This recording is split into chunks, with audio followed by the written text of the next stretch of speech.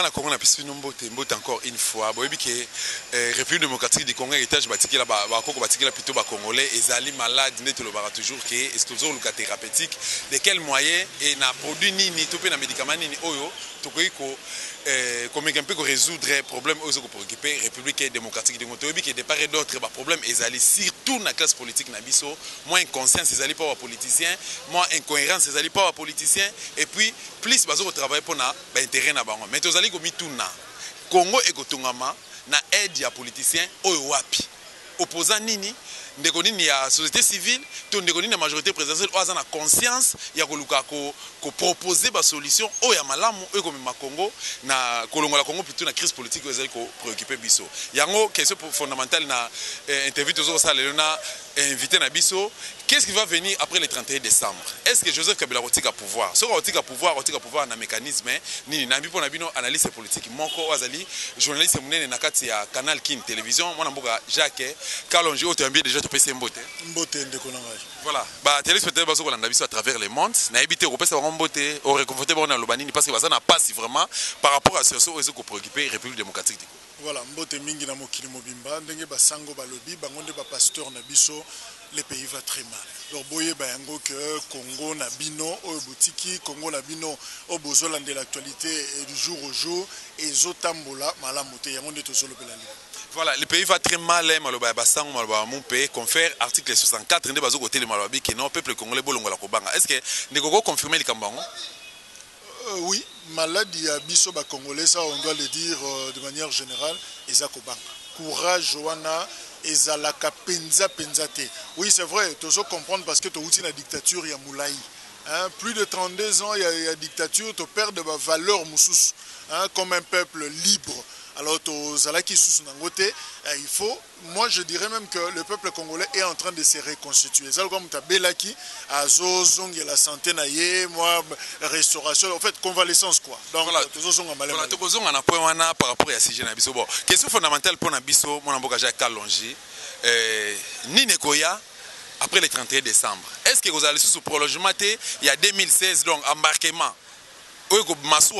Kabila de 2016 à 2017. Il y aura un vide juridique au sommet de l'État. Transition sans Kabila, transition avec Kabila. Par rapport à l'analyse de Zorosan. Et le surprise. Surprise par définition, moi je circonscrire en Wesate. Toloba exactement surprise des années. Surprise au fait, et ça surprise. Donc ngana yo to éviter et lokoni nekoya. Pourquoi na lobby ango? Ben simplement parce que sur le plan de la constitution, ça sert à rien d'évoquer la constitution parce que constitution est un cadre na logique au babengi il y a mandat. Balobi que chaque 5 ans, tu as un cycle mokoboy. Chaque 5 ans, et c'est bokondu ezawana etika et sika na bokondu mususu. Alors, biso ezalo la machine koti poto na kati. Moi mboyima moko koti na kati machine est tourner sur normalement. Depuis 2016, en principe, cycle na biso et komaki na suka. Il y a président Kabila justement. Et Sengelaki, Akende Pembeni, député, Akende Pembeni, sénateur, Bangokutu, Deborda, Akende Pembeni, Maya Sika et Ya.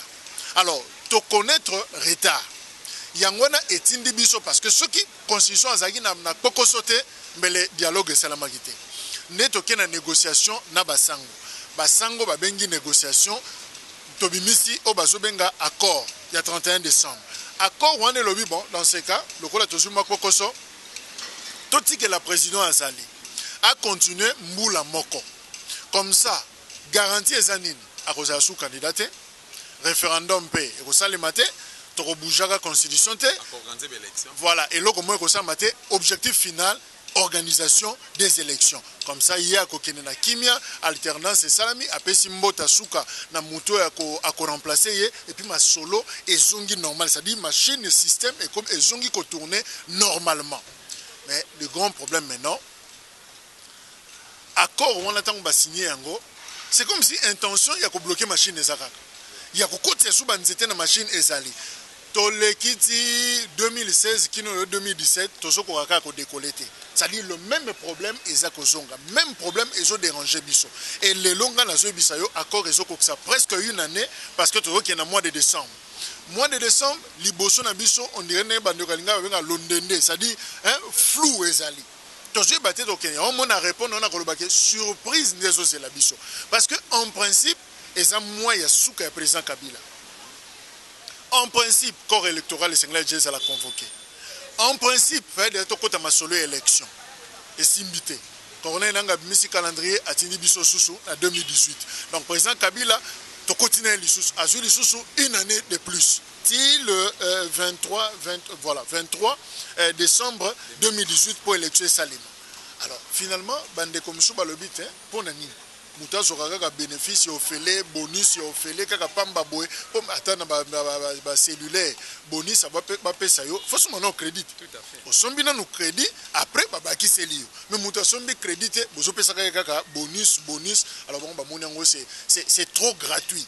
Alors dans ces cas on va ici mot d'ordre balobi transition sans Kabila. Mais transition sans Kabila on a ndekonanga soyons clairs. Hein? Et sans le mécanisme, c'est un peu difficile. Kobo Sanate, Kabila a géré Congo plus de 15 ans. Azana ba soda, Azana la police, Azana ba service nyons, Azana agenda, carnet d'adresse fourni. Et ça facilité pour le bakaka pas ou pas mbaté na maboko, au makaka bolobi yo ozali susté. Donc on a question la bisonyo sezali ekosalema nengeni. Est-ce que bandeko wana ezana onka système to yebi opposition ezalaka baningisi ka nzungu ba tchemo makelele et puis après to bomi moto. Carton jaune, carton rouge et puis après rien ne s'est fait. Ça dit ma memika peuple na logiquement pour faire peur comment ça en cher tout ça. Yango ne toujours na tomituna. Est-ce que zaka ba genre blague wana to ils sont sérieux quand ils disent que transition sans Kabila. La faisabilité pose problème. La faisabilité na repère sur exemple. Balobi na biso marche koza. Peut-être ce qui te non c'est là mon côté mais peut-être ce qui au moni on a la moni. Yo moni min. On dirait ba soda ba ça qui veille. On dirait que les policiers qui veillent, ils sont partout dans le point chonyoso. Et l'ingolo bani, mutu azana bokonzi, basaka nema sekite. Bakendagane na loyengete. Donc il faut bien réfléchir, il faut bien faire les choses. Donc dire que transition sans Kabila, même lui-même n'y croit pas. Même quand naye, baso croire na yangote. Parce qu'il continue à monter des stratégies de manière à ce que, pour na bango logique à dauphin zate. Le Kondo Tangagi Minako le Bézan en Oyete. J'ai compris que nous sommes au banc. Évitez, ceux qui doivent faire opposer pour un Lugata Dauphine, parce que là, il y a encore un problème. Alors, logique à Dauphin, à Ezate, et Lingolo Bani, c'est que Oyazawana, pour Nabango, Kakayenda éternel. Donc, il y a un à répondre au cas où ce qui nous attend, c'est la surprise. Nangana Yom doit sa réponse à ça. Moi, je suis calongé, Bandeko Balande Bisso vraiment d'aboquer par rapport à ça. Mais les Camerounais ont posé problème, et ça, les Camerounais Bandeko Bazoko initié discours à la transition sans Kabila. Mais Togi, c'est mon acte rassemblement, Baza couteau tiré, Bakatumbiste, Nanangambo ya Bandeko dynamique, tout le Bafaulu et consort. Baza à couteau tiré. Donc, c'est Sanga, Pierre Lumbi, Tulutundula et autres, tout ça, c'est Moïse Katumbi ou rien. Nangam, il y a Ndeko Martin Fayoulou, Nabandeko Bazana Simone, Bandeko soutenir idéologie Nababike, Niet.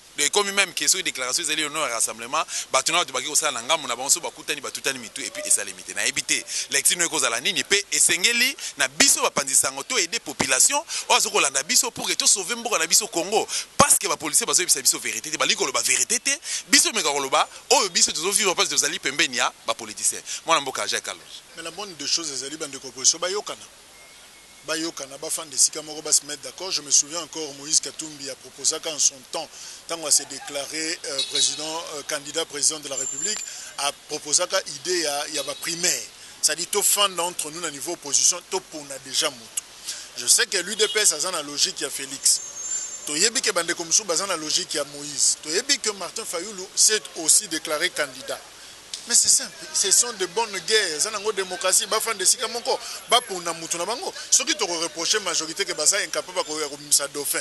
Il y a autant combat mutu à cause de Sima Kabila. C'est que la opposition pèse un problème.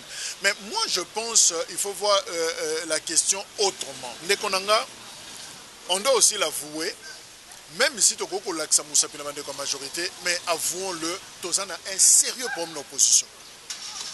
Notre opposition, l'opposition congolaise, a des sérieux problèmes. Et bien, il n'a pas les lotés. Depuis Mobutu, c'est une opposition qui a toujours été fragile, manipulable. Bazaka allergique liboso mbongo, allergique liboso gâteau. Gâteau, c'est-à-dire ma poste. Donc, ils ont malade bandi les lotés. Bangunza Karlibon Bazalaki, Birindo Bazalaki, tous ceux qui étaient à côté de Tshisekedi sont où maintenant? Avant même Bakoufa, Bazara Pilelo. Voilà. Le vrai problème, tous ceux qui entourent Kabila aujourd'hui, ce sont des Mobutistes.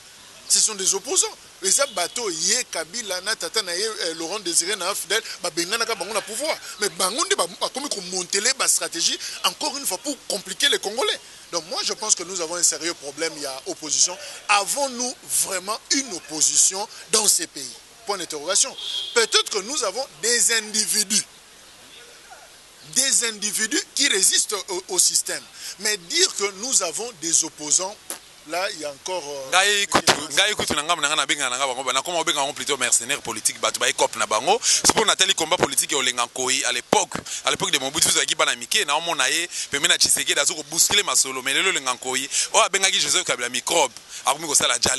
c'est triste. Est-ce que le peuple congolais a espéré na nini? Parce que les opposants jouent rôle na bango, il y a opposition té, bande la société civile. Comme appelle moi légèreté moko boy oyo ngai na otoyebi, mais biso tozali proche ya opposant, proche ya politicien, ils ont la majorité, ils ont l'opposition. Na yebi te la réalité en face. Na lingi oloba en tant que journaliste était. Parce que journaliste c'était l'auteur le na couleur politique était. Loba na qualité ya citoyen congolais. La réalité en face, na situation ko préoccuper République démocratique du Congo lelo. Qu'est-ce que la population peut faire pour déstabiliser les pays ou encore pour ressortir la RDC dans la crise où ils ont préoccupé? C'est prendre en charge. C'est-à-dire? C'est prendre en charge dans une définition à Moutoumouga, le biango, le lonatonga, le c'est prendre en charge, c'est faire de fortes pressions. Parce que, nana yoto comprendre finalement que ma solo nyo se zobeta mao, peuple azane libanda, bazo tenir compte na été. Tosu ba fuite information et réunion seulement qui y a PPRD. Voilà. Enregistrement, tozana yango biso nyonso. On ne parle pas de peuple. On cherche comment sauver le système. Comment monter des stratégies, modifier la loi électorale, faire avaler la loi électorale, simplement, en fait, les projets, simplement pour le système et résister.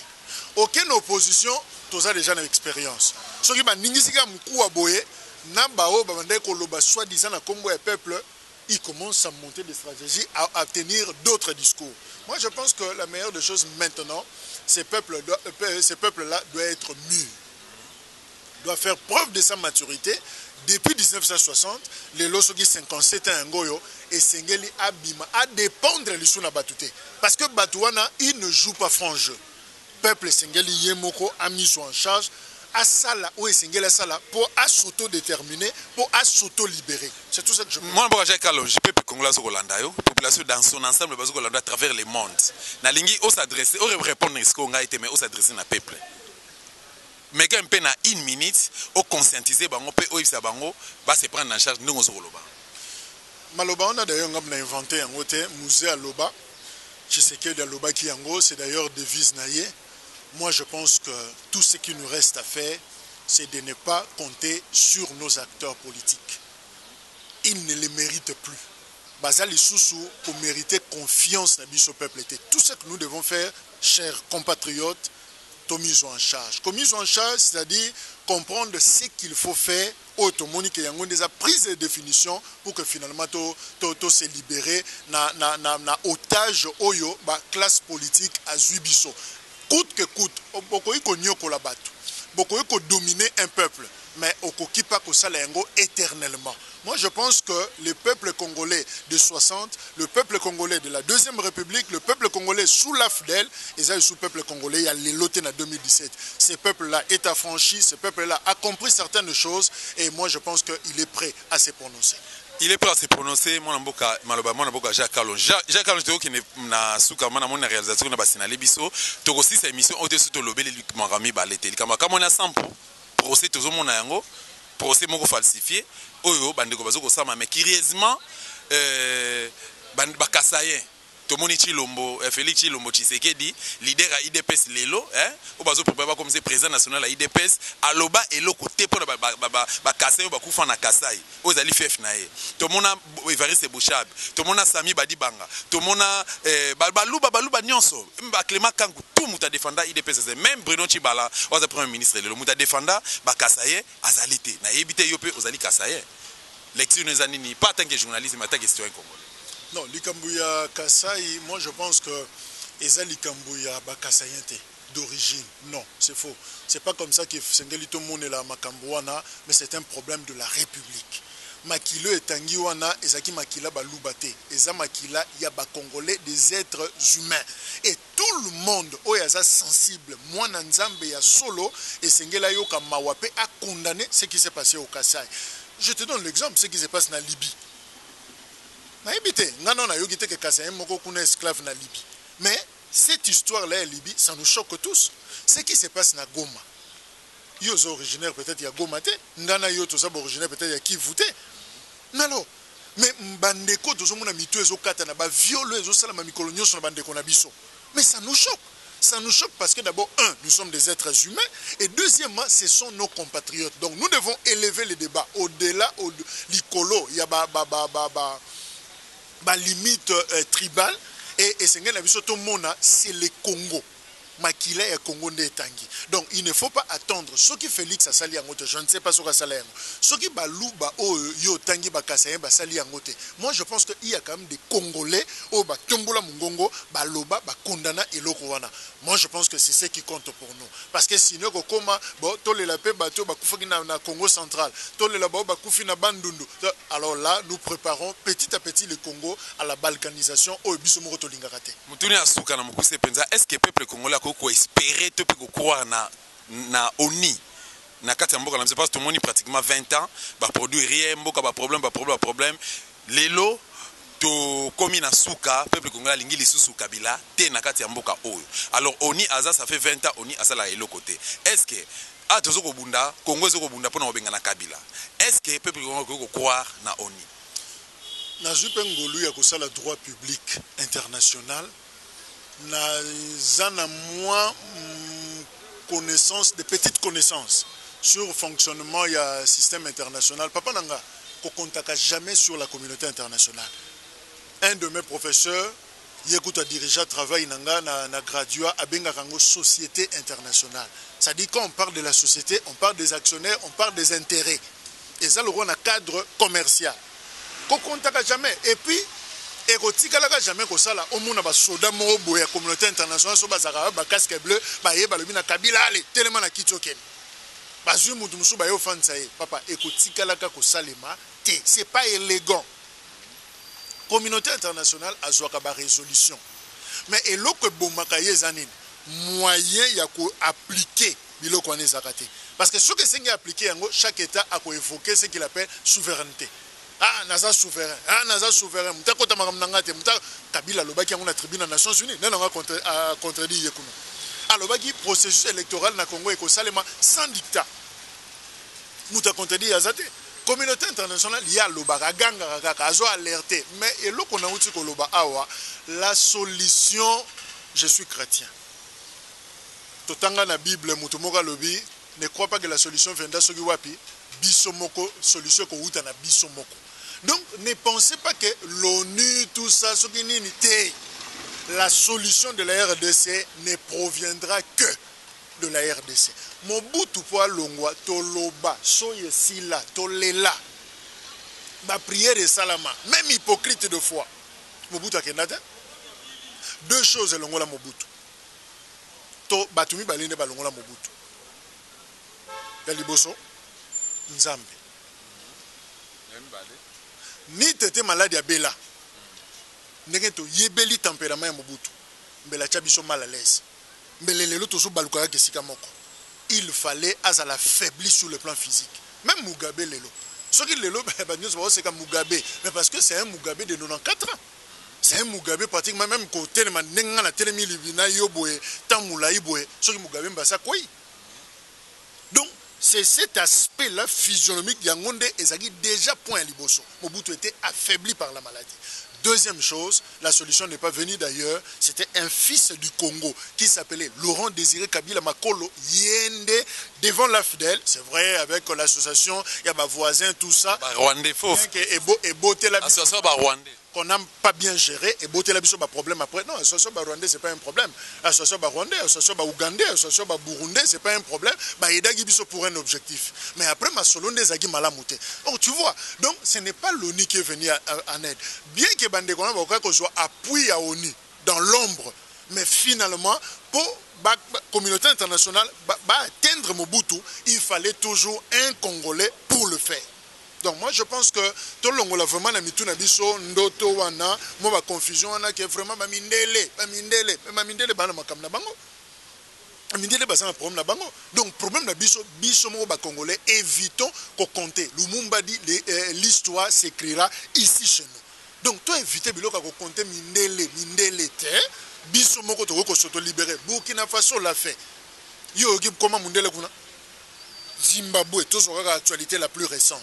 Yo moné mundele kuna ke ko sala makam. Non, batu bango non, cher ami, trop c'est trop. Aux années de Konabiso to bandaki non lutte kala, mais en tout cas cette fois-ci to gelé onan. Maman présidente Fanana Okuna, le vice-président Yako Zoma Solo. Mais sur les sites. Merci. Merci Miguel. C'est possible nos Congolais, c'est possible nos bana poto. Ah ouais, Izakaka na tout ça un objectif juste ya ko conscientiser ba Congolais, ko sensibiliser ba Congolais, ba ko se prendre en charge. Qu'on fait article 64 au Dosta a initié raté, mais aux qui initié et pas ba politicien, et qui promulgué par Joseph Kabila na 2006. Na pesi merci na Bibita Oyo a sungi biso na sima ya caméra. Merci na bino nyoso bolinga Dosta TV bo s'abonner massivement la ligne bino mingi.